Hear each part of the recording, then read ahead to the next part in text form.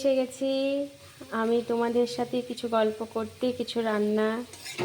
আজ আমি করছি শীতকালে আলু, ফুলকপি, মটরশুঁটি ফ্রাই। এটি কালো জিরে ফোড়ন দিয়ে গরম তেলে সেদ্ধ করে রাখা বা গরম ভাপ করে রাখা হালকা এই ছোট ছোট টুকরো করে ফুলকপিগুলো কেটে নিয়েছিলাম। সেগুলো আমি এখানে ছোট ছোট টুকরো করে রেখা আলু দিয়ে হলুদ লবণ মেখে এটাকে আমি ফ্রাই করছি। এটা ফ্রাই হয়ে গেলে ভীষণ ভালো লাগবে গরম ডাল, গরম ভাত, তার সাথে আলু, ফুলকপি, মটরশুঁটি ভাজা কিংবা এটা রুটি দিয়েও খেতে ভীষণ ভালো লাগবে। এটা খুবই সিম্পল, এখানে আর কিচ্ছু দিতে হবে না।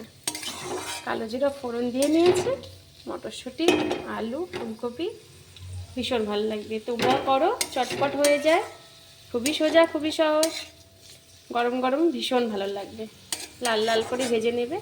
আমার এটা এখনও বাকি আছে, আরও কিছুটা লাল হবে, তারপর আমি নামাবো। সেদ্ধ করা আছে তাই খুব বেশি করতে হবে না, হালকা একটু ফ্রাই হলে আমি নামিয়ে দেবো। একদমই সেদ্ধ নরম হয়ে গেছে। এই দেখো একদম নরম হয়ে গেছে, দেখতে পাচ্ছ।